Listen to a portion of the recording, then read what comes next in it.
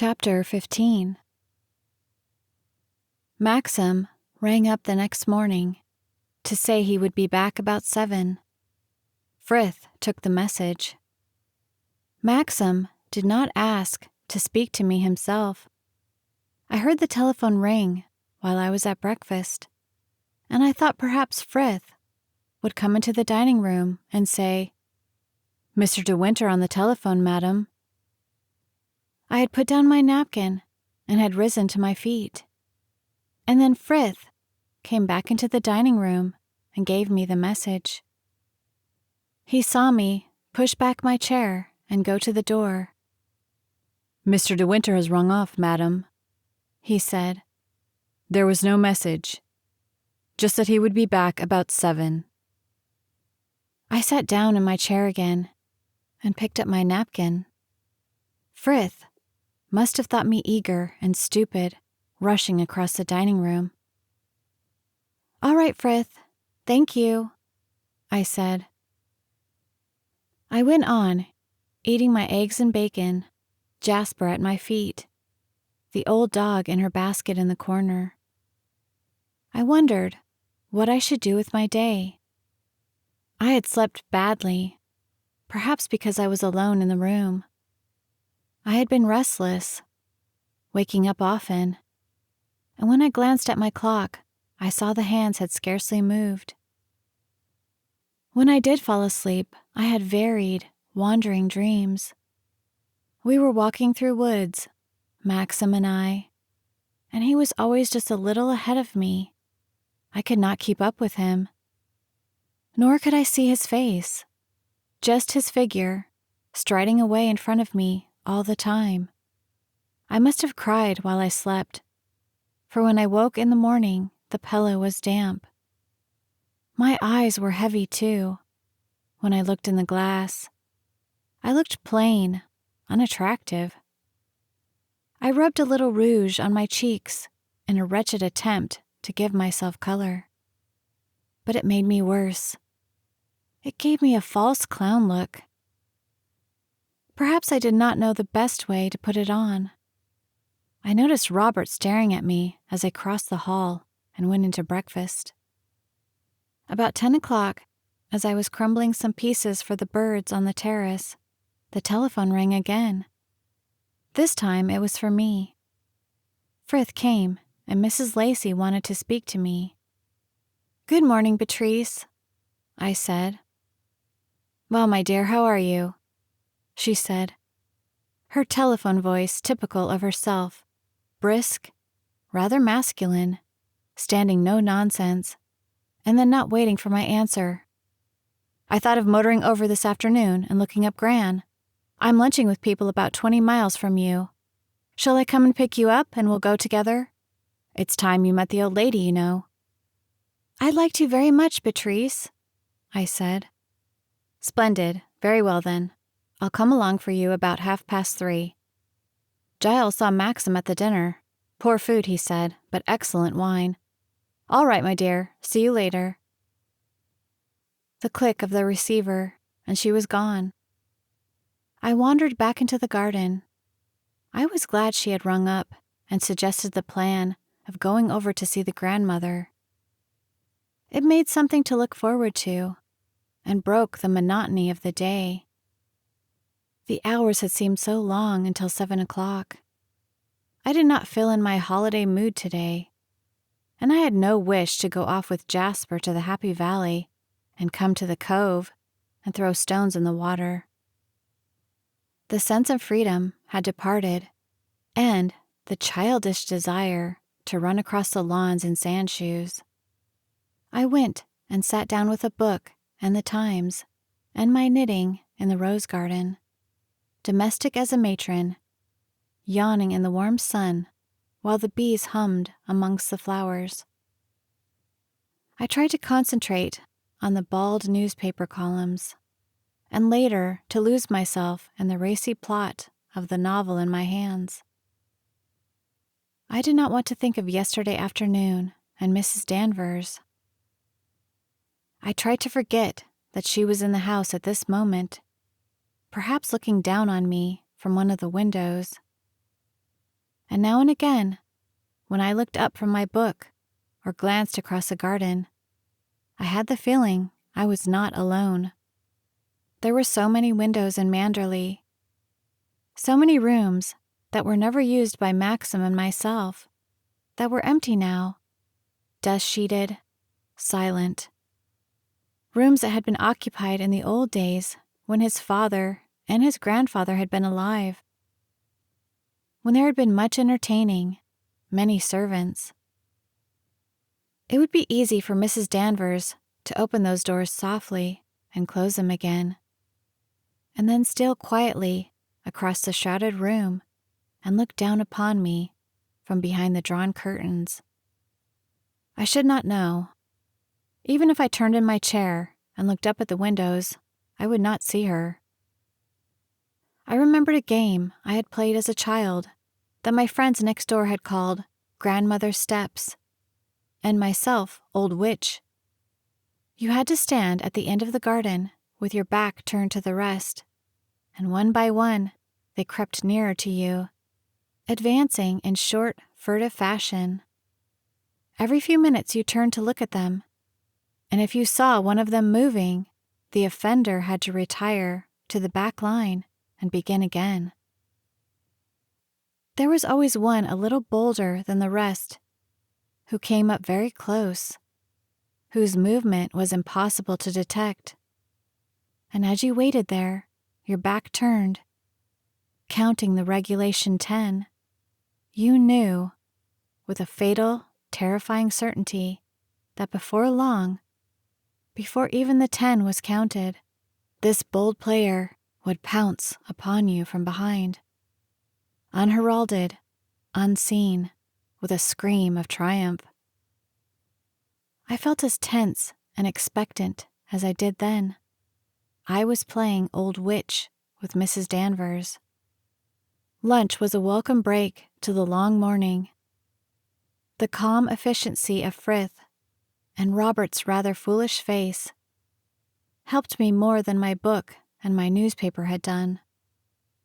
And at 3:30, punctual to the moment, I heard the sound of Beatrice's car round the sweep of the drive and pull up at the steps before the house. I ran out to meet her, ready dressed, my gloves in my hand. "Well, my dear, here I am. What a splendid day, isn't it?" She slammed the door of the car and came up the steps to meet me. She gave me a hard, swift kiss, brushing me somewhere near the ear. "You don't look well," she said immediately, looking me up and down. "Much too thin in the face, and no color. What's wrong with you?" "Nothing," I said humbly, knowing the fault of my face too well. "I'm not a person who ever has much color." "Oh, bosh," she replied. "You looked quite different when I saw you before." "I expect the brown of Italy has worn off," I said, getting into the car. She said shortly. "You're as bad as Maxim. Can't stand any criticism about your health. Slam the door hard, or it doesn't shut."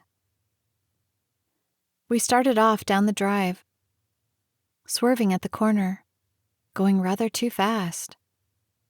"You're not by any chance starting an infant, are you?" she said, turning her hawk-brown eyes upon me. "No," I said awkwardly. "No, I don't think so." "No morning sickness or anything like that?" "No." "Oh, well, of course, it doesn't always follow. I never turned a hair when Roger was born. Felt as fit as a fiddle the whole 9 months. I played golf the day before he arrived.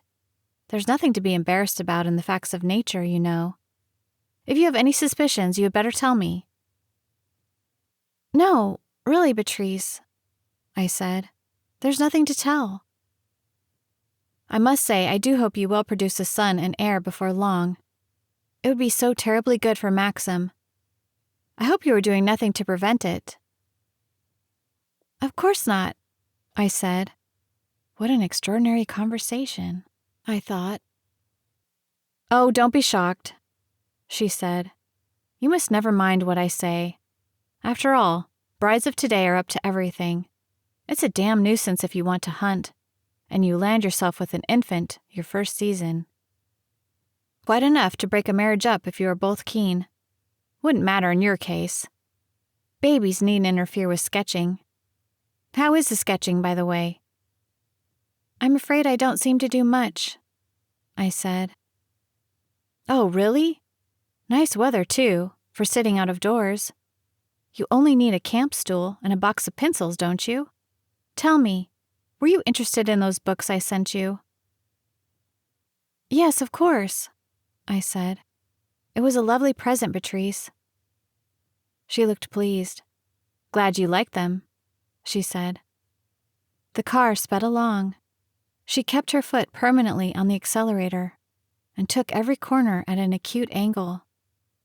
2 motorists we passed looked out of their windows outraged as she swept by, and one pedestrian in a lane waved his stick at her. I felt rather hot for her. She did not seem to notice, though. I crouched lower in my seat. "Roger goes up to Oxford next term," she said. "Heaven knows what he'll do with himself. Awful waste of time, I think. And so does Giles.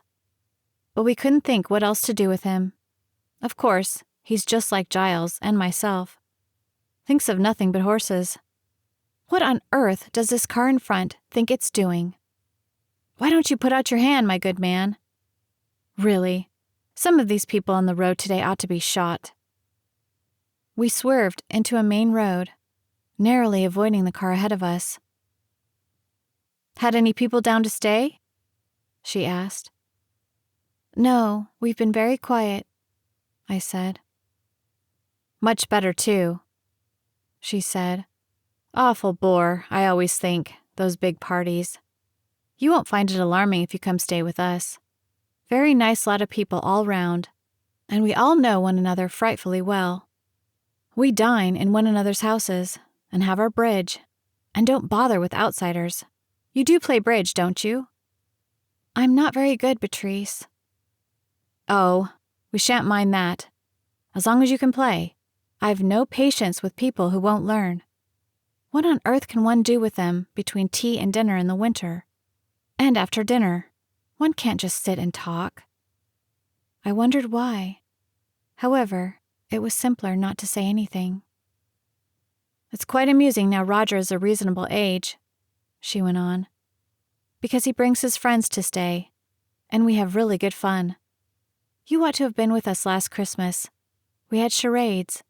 My dear, it was the greatest fun. Giles was in his element. He adores dressing up, you know. And after a glass or 2 of champagne, he's the funniest thing you've ever seen. We often say he's missed his vocation and ought to have been on the stage." I thought of Giles and his large moon face, his horn spectacles. I felt the sight of him being funny after champagne would embarrass me. He and another man, a great friend of ours, Dickie Marsh, dressed up as women and sang a duet. What exactly it had to do with the word in the charade, nobody knew, but it did not matter. We all roared. I smiled politely. "Fancy, how funny," I said. I saw them all rocking from side to side in Patrice's drawing room. All these friends who knew one another so well. Roger would look like Giles. Patrice was laughing again at the memory. "Poor Giles," she said.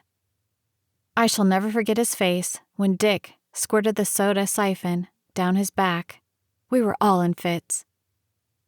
I had an uneasy feeling we might be asked to spend the approaching Christmas with Patrice. Perhaps I could have influenza. "Of course, our acting was never very ambitious," she said. "It was just a lot of fun amongst ourselves. At Manderley now, there is scope for a really fine show. I remember a pageant they had there some years ago. People from London came down to it. Of course, that type of thing needs terrific organization." "Yes," I said. She was silent for a while and drove without speaking. "How is Maxim?" she said, after a moment. "Very well, thanks," I said. "Quite cheerful and happy?" "Oh, yes, rather." A narrow village street engaged her attention. I wondered whether I should tell her about Mrs. Danvers, about the man Fauvel. I did not want her to make a blunder, though, and perhaps tell Maxim. "Patrice," I said, deciding upon it. "Have you ever heard of someone called Fauvel? Jack Fauvel?" "Jack Fauvel," she repeated. "Yes, I do know the name. Wait a minute. Jack Fauvel? Of course. An awful bounder. I met him once, ages ago." "He came to Manderley yesterday to see Mrs. Danvers," I said. "Really? Oh, well, perhaps he would." "Why?" I said. "I rather think he was Rebecca's cousin," she said. I was very surprised. That man her relation? It was not my idea of the sort of cousin Rebecca would have. Jack Fauvel, her cousin. "Oh," I said. "Oh, I hadn't realized that." "He probably used to go to Manderley a lot." "I don't know. I couldn't tell you. I was very seldom there," said Patrice. Her manner was abrupt. It gave me the impression she did not want to pursue the subject. "I did not take to him much," I said. "No," said Patrice. "I don't blame you." I waited, but she did not say any more. I thought it wiser not to tell her how Fauvel had asked me to keep the visit a secret. It might lead to some complication. Besides, we were just coming to our destination, a pair of white gates and a smooth gravel drive. "Don't forget, the old lady is nearly blind," said Patrice. "And she's not very bright these days. I telephoned to the nurse that we were coming, so everything will be all right." The house was large, red-bricked and gabled. Late Victorian, I supposed. Not an attractive house. I could tell in a glance it was the sort of house that was aggressively well kept by a big staff. And all that for one old lady who was nearly blind. A trim parlor maid opened the door. "Good afternoon, Nora. How are you?" said Patrice. "Very well, thank you, madam. I hope you are keeping well?" "Oh yes, we are all flourishing. How has the old lady been, Nora?" "Rather mixed, madam. She has one good day, and then a bad. She's not too bad in herself, you know. She will be pleased to see you, I'm sure." She glanced curiously at me. "This is Mrs. Maxim," said Patrice. "Yes, madam. How do you do?" said Nora. We went through a narrow hall and a drawing room crowded with furniture to a veranda facing a square-clipped lawn. There were many bright geraniums in stone vases on the steps of the veranda.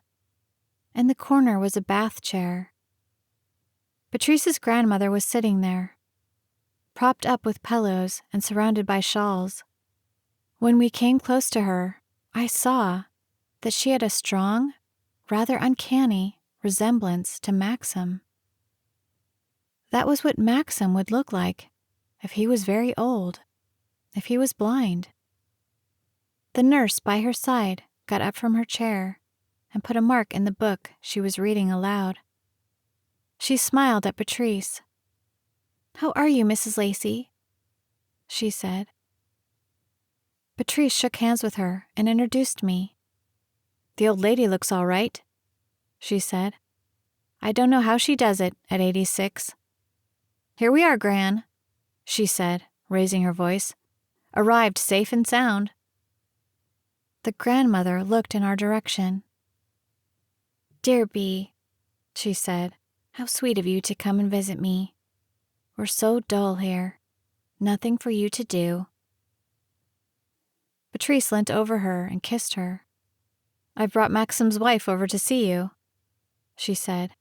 "She wanted to come and see you before, but she and Maxim have been so busy.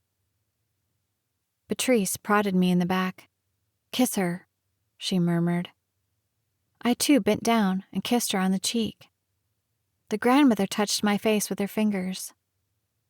"You nice thing," she said. "So good of you to come. I'm very pleased to see you, dear. You ought to have brought Maxim with you." "Maxim is in London," I said. "He's coming back tonight." "You might bring him next time," she said. "Sit down, dear, in this chair where I can see you. And come the other side.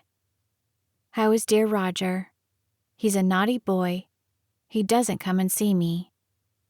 "He shall come during August," shouted Beatrice. "He's leaving Eton, you know. He's going up to Oxford." "Oh dear, he'll be quite a young man.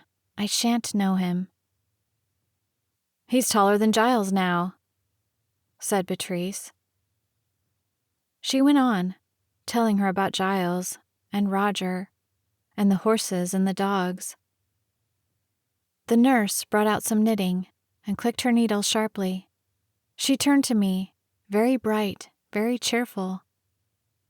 "How are you liking Manderley, Mrs. De Winter?" "Very much, thank you," I said. "It's a beautiful spot, isn't it?" she said, the needles jabbing one another. "Of course we don't get over there now. She's not up to it.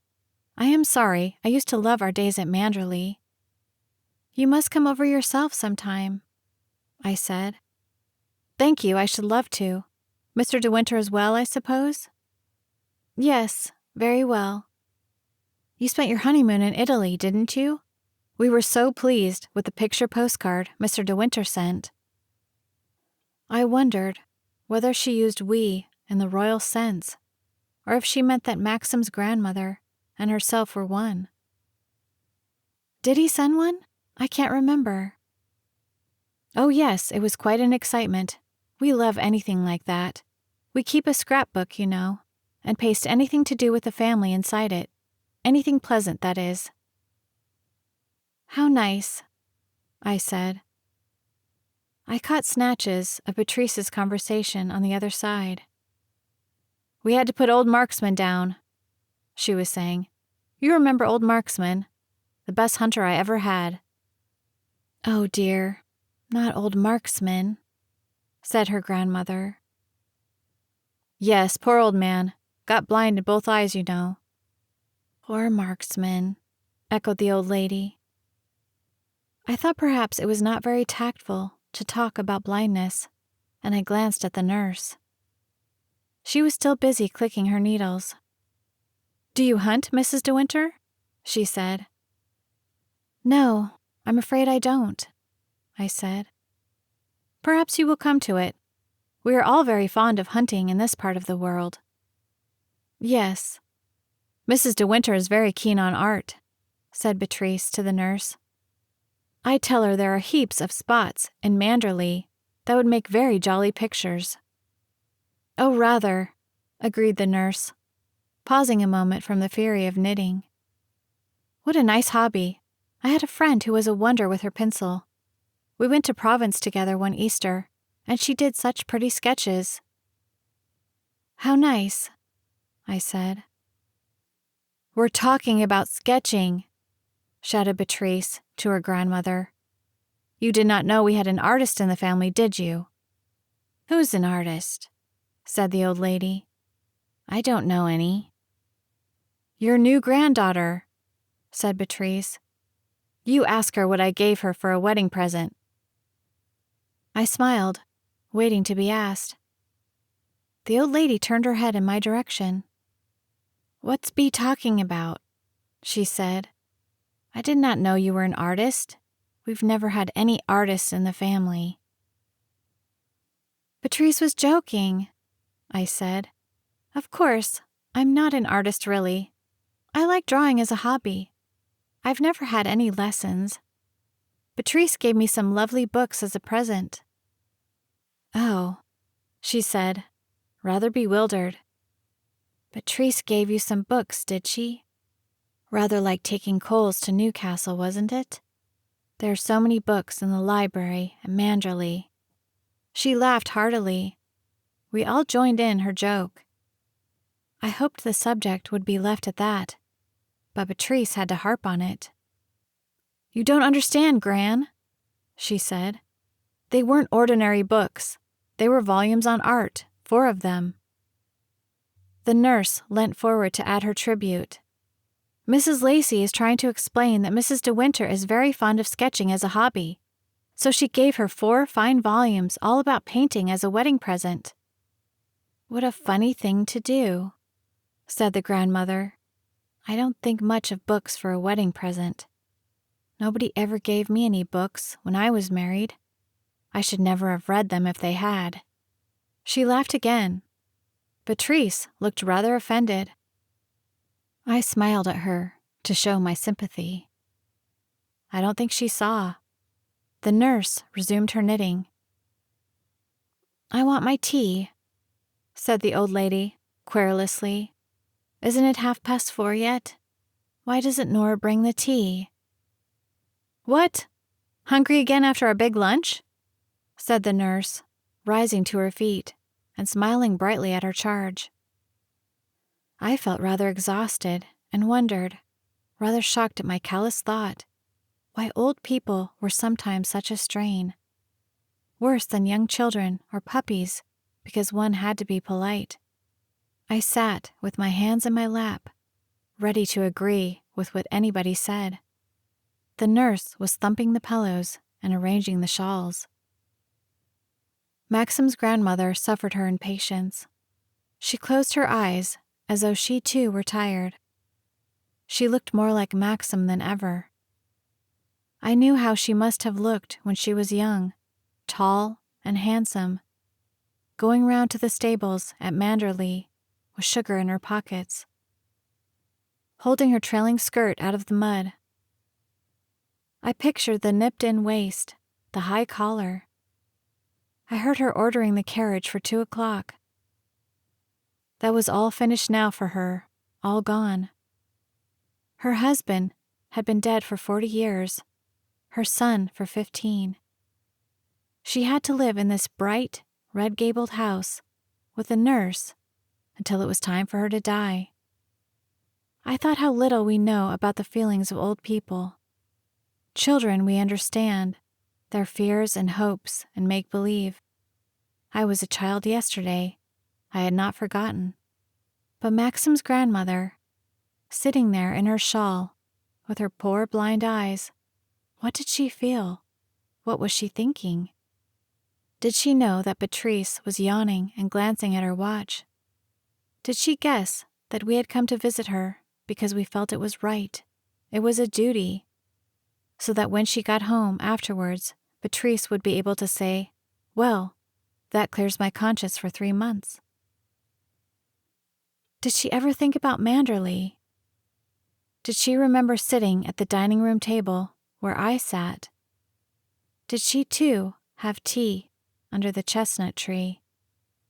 Or was it all forgotten and laid aside?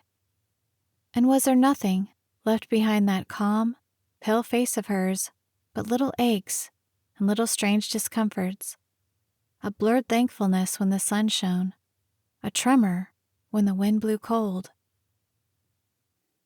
I wish that I could lay my hands upon her face and take the years away. I wished I could see her young, as she once was, with color in her cheeks and chestnut hair, alert and active as Patrice by her side, talking as she did about hunting, hounds and horses. Not sitting there with her eyes closed while the nurse thumped the pillows behind her head. "We've got a treat today, you know," said the nurse. "Watercress sandwiches for tea. We love watercress, don't we?" "Is it Watercress Day?" said Maxim's grandmother, raising her head from the pillows and looking towards the door. "You did not tell me that. Why does not Nora bring in the tea?" "I wouldn't have your job, sister, for 1,000 a day," said Patrice, sotto voce to the nurse. "Oh, I'm used to it, Mrs. Lacey. smiled the nurse.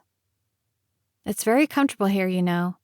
Of course, we have our bad days, but they might be a great deal worse. She's very easy, not like some patients. The staff are obliging, too. That's really the main thing. Here comes Nora. The parlor maid brought out a little, gate-legged table and a snowy cloth. What a time you've been, Nora, grumbled the old lady. It's only just turned the half hour, madam, said Nora in a special voice, bright and cheerful like the nurse. I wondered if Maxim's grandmother realized that people spoke to her in this way. I wondered when they had done so for the first time, and if she had noticed then. Perhaps she had said to herself, "They think I'm getting old, how very ridiculous." And then little by little, she had become accustomed to it, and now it was as though they had always done so. It was part of her background.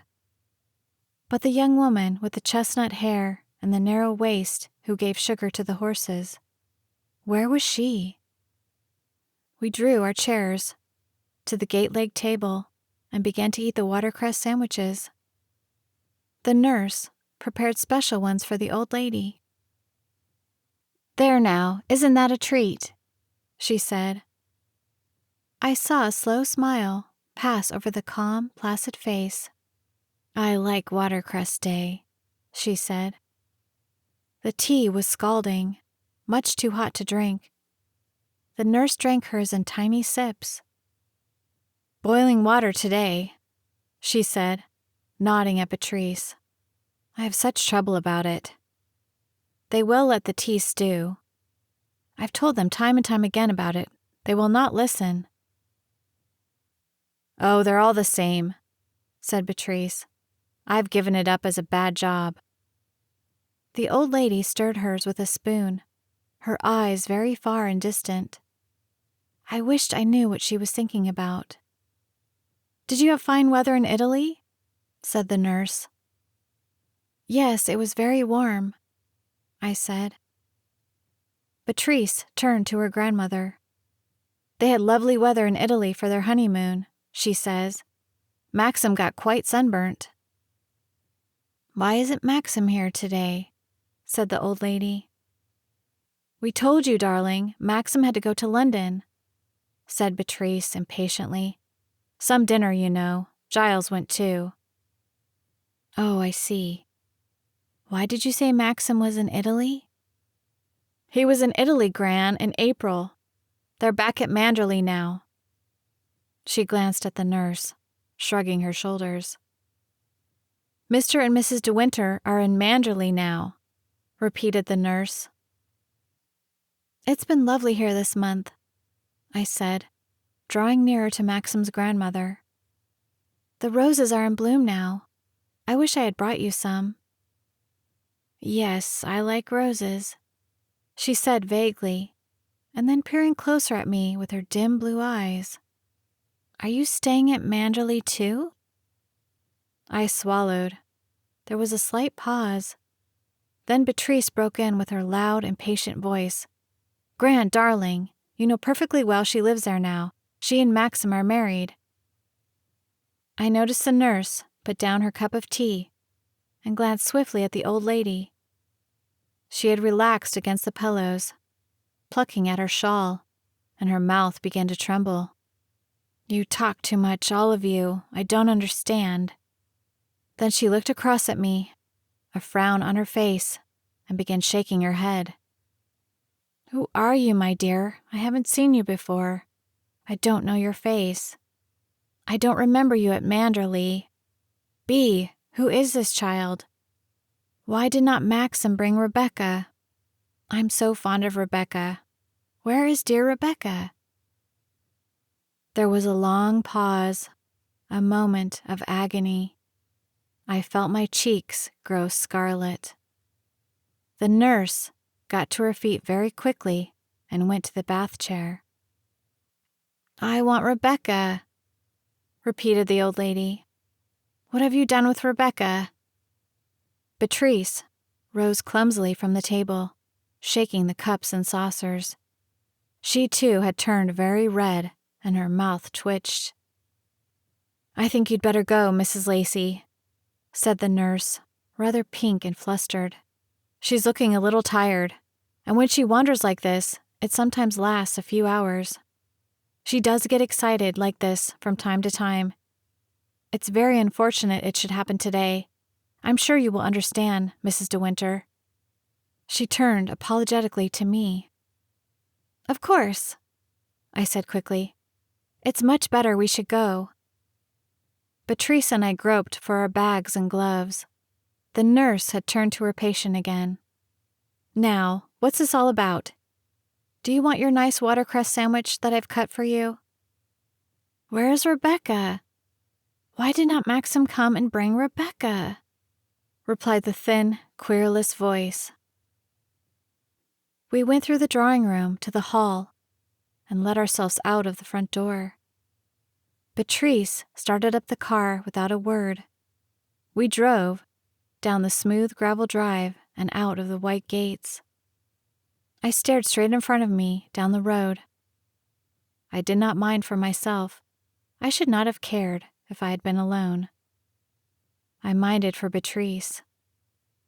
The whole thing had been so wretched and awkward for Beatrice. She spoke to me when we turned out of the village. "My dear," she began, "I'm so dreadfully sorry. I don't know what to say." "Don't be absurd, Beatrice," I said hurriedly. "It doesn't matter a bit. It's absolutely all right." "I had no idea she would do that," said Beatrice. "I would never have dreamt of taking you to see her. I'm so frightfully sorry." "There's nothing to be sorry about. Please don't say any more." "I can't make it out. She knew all about you. I wrote and told her, and so did Maxim. She was so interested in the wedding abroad." "You forget how old she is," I said. "Why should she remember that? She doesn't connect me with Maxim. She only connects him with Rebecca." We went on driving in silence. It was a relief to be in the car again. I did not mind the jerky motion and the swaying corners. "I'd forgotten she was so fond of Rebecca," said Beatrice slowly. "I was a fool not to expect something like this. I don't believe she ever took in properly about the accident. Oh, Lord, what a ghastly afternoon. What on earth will you think of me?" "Please, Beatrice, don't. I tell you I don't mind." "Rebecca made a great fuss of her always, and she used to have the old lady over to Manderley. Poor darling Gran was much more alert then. She used to rock with laughter at whatever Rebecca said. Of course, she was always very amusing, and the old lady loved that. She had an amazing gift, Rebecca I mean, of being attractive to people, men, women, children, dogs. I suppose the old lady has never forgotten her. My dear, you won't thank me for this afternoon." I don't mind," I repeated mechanically. If only Beatrice could leave the subject alone. It did not interest me. What did it matter after all? What did anything matter? "Giles would be very upset," said Beatrice. "He will blame me for taking you over." "What an idiotic thing to do, Bee. I can hear him saying it. I shall get into a fine row." "Don't say anything about it," I said. "I would much rather it was forgotten. The story will only get repeated and exaggerated. Giles will know something is wrong from my face. I never have been able to hide anything from him." I was silent. I knew how the story would be tossed about in their immediate circle of friends. I could imagine the little crowd at Sunday lunch, the round eyes, the eager ears, and the gasps and exclamations. "My Lord, how awful! What on earth did you do?" And then, "How did she take it? How terribly embarrassing for everyone." The only thing that mattered to me was that Maxim should never come to hear of it. One day I might tell Frank Crawley, but not yet, not for quite a while. It was not long before we came to the high road at the top of the hill. In the distance, I could see the first gray roofs of Kerith, while to the right, in a hollow, lay the deep woods of Manderley and the sea beyond. "Are you in a frightful hurry to get home?" said Beatrice. "No," I said. "I don't think so. Why?" "Would you think me a perfect pig if I dropped you at the lodge gates? If I drive like hell now, I shall just be in time to meet Giles by the London train, and it will save him taking the station taxi." "Of course," I said. "I can walk down the drive." "Thanks awfully," she said gratefully. I felt the afternoon had been too much for her. She wanted to be alone again, and she did not want to face another belated tea at Manderley. I got out of the car at the lodge gates, and we kissed goodbye. "Put on some weight next time I see you," she said. "It doesn't suit you to be so thin. Give Maxim my love, and forgive me for today." She vanished in a cloud of dust, and I turned in down the drive. I wondered if it had altered much since Maxim's grandmother had driven down it in her carriage. She had ridden here as a young woman. She had smiled at the woman at the lodge, as I did now. And in her day, the lodge-keeper's wife had curtsied, sweeping the path with her full, wide skirt. This woman nodded to me briefly, and then called to her little boy, who sat grubbing with some kittens at the back. Maxim's grandmother had bowed her head to avoid the sweeping branches of the trees, and the horse had trotted down the twisting drive where I now walked. The drive had been wider then, and smoother too, better kept. The woods did not encroach upon it. I did not think of her as she was now, lying against those pillows, with that shawl around her. I saw her when she was young, and when Manderley was her home. I saw her wandering in the gardens with a small boy, Maxim's father, clattering behind her on his hobby horse. He would wear a stiff Norfolk jacket and a round white collar. Picnics to the cove would be an expedition, a treat that was not indulged in very often. There would be a photograph somewhere in an old album, all the family sitting very straight and rigid round a tablecloth set upon the beach, the servants in the background beside a huge lunch basket. And I saw Maxim's grandmother when she was older too, a few years ago, walking on the terrace at Manderley, leaning on a stick. And someone walked beside her, laughing, holding her arm. Someone tall and slim and very beautiful, who had a gift, Beatrice said, of being attractive to people. Easy to like, I supposed, easy to love. When I came to the end of the long drive, at last I saw that Maxim's car was standing in front of the house. My heart lifted. I ran quickly into the hall. His hat and gloves were lying on the table. I went towards the library, and as I came near, I heard the sound of voices, one raised louder than the other. Maxim's voice. The door was shut. I hesitated a moment before going in. "You can write and tell him from me to keep away from Manderley in the future, do you hear? Never mind who told me. That's of no importance. I happen to know his car was seen here yesterday afternoon. If you want to meet him, you can meet him, outside Manderley. I won't have him inside the gates, do you understand? Remember, I'm warning you for the last time." I slipped away from the door to the stairs. I heard the door of the library open. I ran swiftly up the stairs and hid in the gallery. Mrs. Danvers came out of the library, shutting the door behind her. I crouched against the wall of the gallery so that I should not be seen. I had caught one glimpse of her face.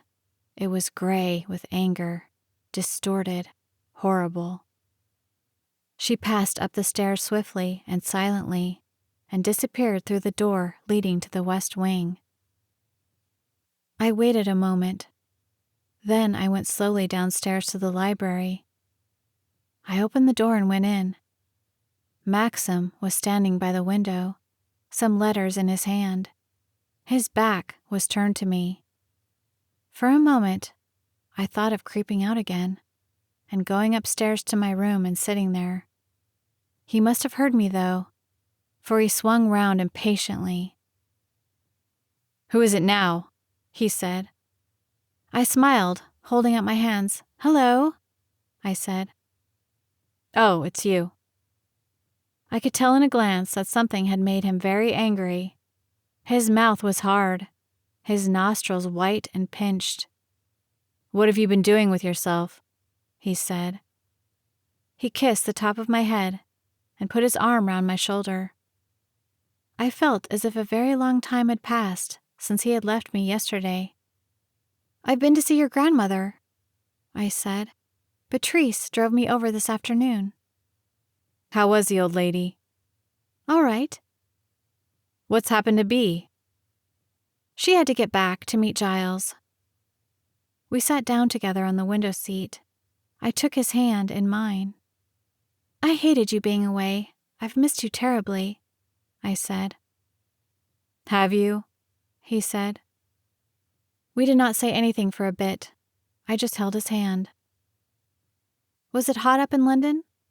I said. "Yes, pretty awful. I always hate the place." I wondered if he would tell me what had happened just now in the library with Mrs. Danvers. I wondered who had told him about Fauvel. "Are you worried about something?" I asked. "I've had a long day," he said. "That drive twice in 24 hours is too much for anyone." He got up and wandered away, lighting a cigarette. I knew then that he was not going to tell me about Mrs. Danvers. "I'm tired too," I said slowly. "It's been a funny sort of day."